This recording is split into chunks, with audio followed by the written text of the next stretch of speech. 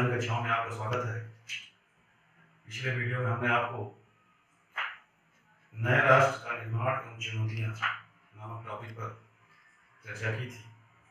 कक्षा 12 के नागरिक शास्त्र के इस पाठ के अंतर्गत आज हम आपको भारत के विभाजन, विस्थापन और पुनर्वास के बारे में बताएंगे। तो आइए इस पर चर्चा करते हैं। कक्षा 12 नागरिक शास्त्र, भारत का विभाजन, विस्थापन और पुनर्वास। जैसा कि आप सबको पता है कि हमारे देश भारत पर अंग्रेजों का शासन था। पिछले वीडियो में हम लोगों ने देखा कि हमारा देश आजाद हुआ, लेकिन किन परिस्थितियों में आजाद हुआ और कैसे विभाजन हुआ, इस पर चर्चा करते हैं। हमारे देश में अंग्रेजों के शासन के दौरान जब अंग्रेजों को यह लगा कि यहाँ के लोग एकजुट होकर के अंग्रेजों के विरुद्ध आंदोलन में भाग ले रहे हैं और यह एकजुटता अंग्रेजों को इस देश से निकालने में कामयाब होगी, ऐसी परिस्थितियों ने अंग्रेजों ने यह तय किया कि इस देश की एकता को तोड़ने के लिए वे अपना सबसे महत्वपूर्ण औजार अस्त्र डिवाइड एंड रूल, जिसको उन्होंने रोमनों से सीखा था, उसका इस्तेमाल खुलकर करना शुरू किया। साम दाम दंड भेद के साथ साथ भेद किया पॉलिसी उन्होंने बड़े पुरजोर तरीके से अपनाना शुरू किया। जहां हिंदू महासभा गठित हुई, वहीं पर मुस्लिम लीग भी उसकी प्रतिक्रिया स्वरूप गठित हो गई और एक अलग राष्ट्र की मांग करने लगी।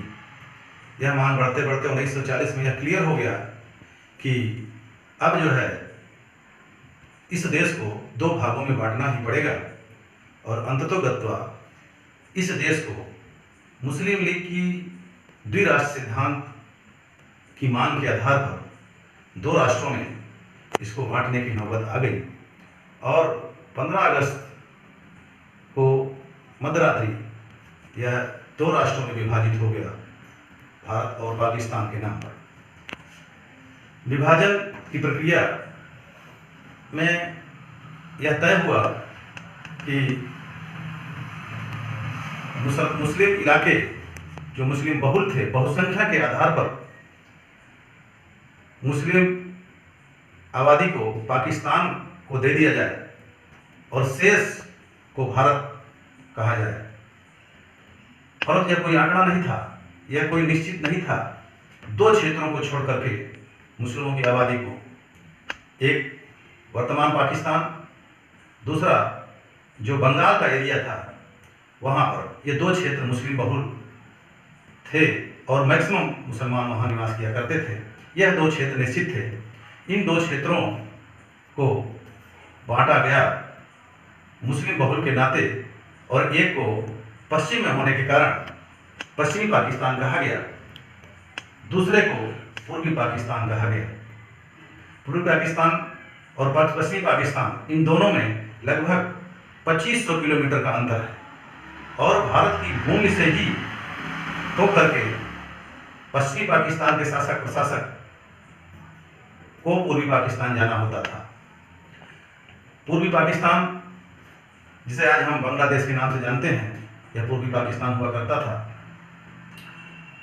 इन दो इलाकों के अलावा भी बहुत सारे क्षेत्र भारत में ऐसे थे जहां मुस्लिम की आबादी थी, परंतु यह जरूरी नहीं था कि ये सारे क्षेत्र पाकिस्तान में जाने के ही इच्छुक थे।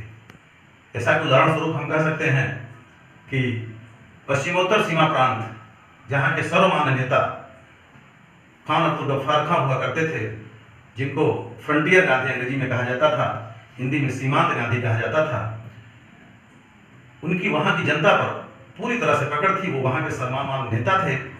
परंतु भारत पाकिस्तान के विभाजन में कांग्रेस ने भी अपने उस सर्वमान्य नेता जो पाकिस्तान में सीमांत क्षेत्र को, पश्चिमोत्तर सीमा प्रांत को नहीं जाना देना चाहते थे, उनकी सलाह को नजरअंदाज किया। इस तरीके से यह दूसरी समस्या जो पश्चिमी सीमा प्रांत था, उसको सीमांत गांधी की सलाह के खिलाफ पाकिस्तान में शामिल कर दिया गया, जबकि वो उनकी सलाह पर वो जहां चाहते वहीं रहते। पश्चिमी व पूर्वी पाकिस्तान के अतिरिक्त पूरे भारत में ऐसे बहुत सारे क्षेत्र थे जहां पर मुसलमानों की संख्या थी और यह तय नहीं हो पा रहा था कि इन मुसलमानों को क्या करना है, ये कहाँ जाएंगे, भारत में रहेंगे या पाकिस्तान में रहेंगे। 14-15 अगस्त की मध्य रात्रि तक यह तय नहीं था कि यह लोग कहाँ पर रहेंगे, हिंदुस्तान में या पाकिस्तान में। वे बड़े असमंजस में थे कि वो कहाँ रहेंगे। ऐसी स्थिति में मध्य रात्रि में बंटवारे का अनाउंसमेंट हो जाता है, घोषणा हो जाती है, और उस घोषणा के बाद बहुत सी अफरा तफरी में, जैसे कि बंगाल का वह क्षेत्र जो भारत में था, जिसको कलकत्ता कहा जाता था, दिल्ली और पंजाब के क्षेत्र, ये सभी क्षेत्रों में मुसलमानों की काफ़ी संख्या थी, काफ़ी अच्छी संख्या थी। वहाँ पर बड़ा अफरा तफरी में लोगों ने हिंदुस्तान से पाकिस्तान की तरफ कूच करने की योजना बनाई, और ऐसे समय में पूरे देश में दंगे की स्थिति पैदा हो गई, जहाँ पर लोग भाई भाई के रूप में रहा करते थे, पड़ोसी के रूप में रहा करते थे, कभी किसी से कोई गिला शिकवा नहीं था। वो इस बंटवारे के समय के साथ साथ जो है कि एक दूसरे के जानी दुश्मन बन गए, और देश का बंटवारा ऐसी विकट परिस्थिति में हो गया, और बहुत सारे लोग इस तरफ से उस तरफ और उस तरफ से इस तरफ, ऐसी स्थिति बन गई कि लाखों की संख्या में लोग भारत से पाकिस्तान की ओर, जो यहाँ के मुस्लिम थे, अल्पसंख्यक थे यहाँ पर, और जो बहुत सारे हिंदू वहाँ पर अल्पसंख्यक थे मुस्लिम बहुल पाकिस्तान में, वो भारत में आने लगे और यहाँ के लोग वहाँ जाने लगे।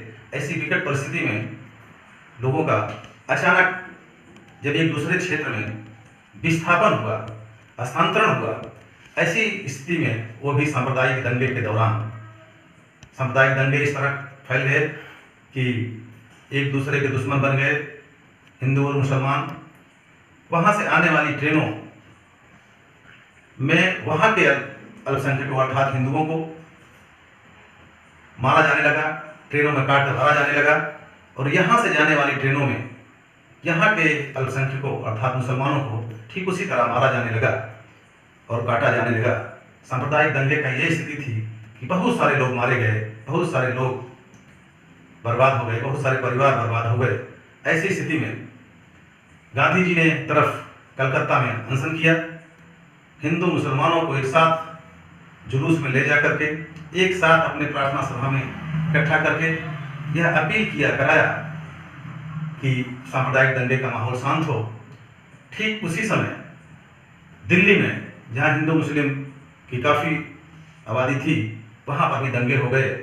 गांधी जी दिल्ली चले आते हैं, और दिल्ली में सांप्रदायिक दंगे के दौरान, सांप्रदायिक दंगे तो पूरे देश में थे, शुरू थे, परंतु दिल्ली में सांप्रदायिक दंगे के दौरान गांधी जी ने आदर्श प्रस्तुत करने के लिए कि यहाँ पर अनशन करेंगे तो पूरे देश में उसका संदेश जाएगा, उन्होंने अनशन प्रारंभ किया, जो उनका बहुत बड़ा अस्त्र था सांप्रदायिकता के खिलाफ। और उस अनशन का असर यह हुआ कि दिल्ली में फैला हुआ दंगा उनके स्वास्थ्य के लिए चिंतित होकर के सांप्रदायिक सौहार्द बिगाड़ने वाले लोगों ने भी उनकी बात मानते हुए वहां पर दंगे का असर कम होने लगा। और इसी दौरान उन्होंने जब तक पाकिस्तान को वादा किया हुआ धनराशि उन्हें न मिल जाए और सामुदायिक दंगा पूरी तरह से शांत न हो जाए, इसके लिए वो अनशन पर थे। इसी दौरान इस देश में सांप्रदायिक माहौल को बिगाड़ने वाले कुछ संगठनों ने प्रायोजित तरीके से गांधी जी को निशाना बनाते हुए, जिन पर पहले भी वार हो चुके थे, और उस वार को देखते हुए सरकार ने उन्हें सुरक्षा मुहैया उपलब्ध कराई थी, परंतु गांधी जी ने अपनी सुरक्षा के लिए उपलब्ध कराई हुई फोर्स को उन्होंने लेने से मना कर दिया और नतीजा यह हुआ कि इस देश के सांप्रदायिक माहौल बिगाड़ने वाले ये अराजक संगठन के लोग, जिसमें नाथूराम गोडसे ने 30 जनवरी 1948 को इस देश के विकास, आज़ादी एवं सांप्रदायिक माहौल को खत्म करने वाले नायक को प्रार्थना सभा के दौरान 3 गोलियां मार करके मौत की नींद सुला दिया। यह अलग बात है कि इस अराजक संगठन और तत्कालीन सरकार ने प्रतिबंधित कर दिया, परंतु ऐसे अराजक तत्वों के द्वारा देश में माहौल बिगाड़ा गया और देश के नागरिकों को नुकसान पहुंचाया गया। इसी दृश्य का उल्लेख करते हुए एक सादत अली मंटो हैं, उन्होंने उल्लेख किया है कि जो ट्रेनें भारत आती थी या जो ट्रेनें भारत से पाकिस्तान जाती थी, कुछ एक दूसरे के जान के दुश्मन लोग निर्दोष लोगों को, ट्रेनों को रोक करके जबरदस्ती उनको काट डाला, उनके गले को काट दिया, उनको गोली मार दिया और अपने समुदाय के लोगों को हलवा और खीर खिलाई और यह उनसे वादा किया और कहा कि यह दुर्भाग्य है कि अल्प सूचना हम आपका इतना ही स्वागत कर पा रहे हैं, शायद और पहले सूचना मिलती तो हम आपका और स्वागत करते। यह बहुत दुर्भाग्यपूर्ण स्थिति थी। ऐसा सांप्रदायिक माहौल था। उसी समय एक गर्म हवा नाम की पिक्चर आई थी, जिस पिक्चर में पूरे बंटवारे का एक दृश्य, सांप्रदायिक दृश्य, जो 1973 में रिलीज हुई थी, जिसके डायरेक्टर थे MS सख्यू और जिसको अभिनय किया था बलराज साहनी ने और कथा लिखी थी कैफी आजमी ने। उसमें एक सलीम मिर्जा नाम का व्यक्ति है, आप लोग इस पिक्चर को देखिएगा।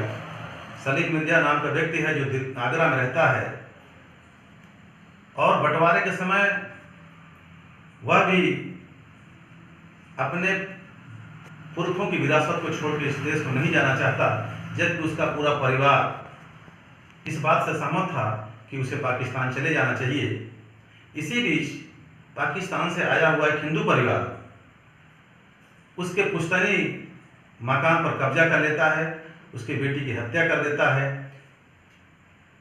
फिर भी उसके परिवार वालों ने एक बार पाकिस्तान जाने का इरादा बनाया, परंतु सलीम मिर्जा ने अपनी लगाव को देखते हुए इस देश से जाने का मन नहीं बनाया और उसी दौरान उसने एक जुलूस देखा जिसमें कुछ लोग, कुछ छात्र अपनी मांगों के लिए प्रदर्शन करते हुए आगे बढ़ रहे थे। उनको साहस हुआ कि इस तरह से हम भी अपनी मांगों को मान करके इस देश में रह सकते हैं। यह तो उदाहरण था। उधर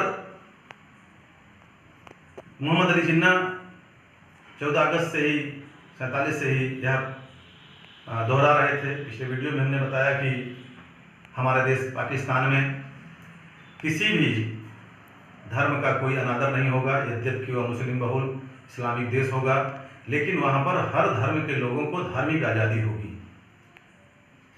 15 अक्टूबर 1947 को हमारे देश के प्रधानमंत्री नेहरू जी ने भी ये कहा कि यद्यपि हमारा देश बहुसंख्यक हिंदू राष्ट्र है, हिंदू राष्ट्र नहीं है, बहुसंख्यक हिंदू हैं, लेकिन हम यहाँ पर उस समय जो 12% अल्पसंख्यक मुसलमान थे उनको हम पूरा अधिकार देंगे, पूरे धार्मिक आज़ादी देंगे।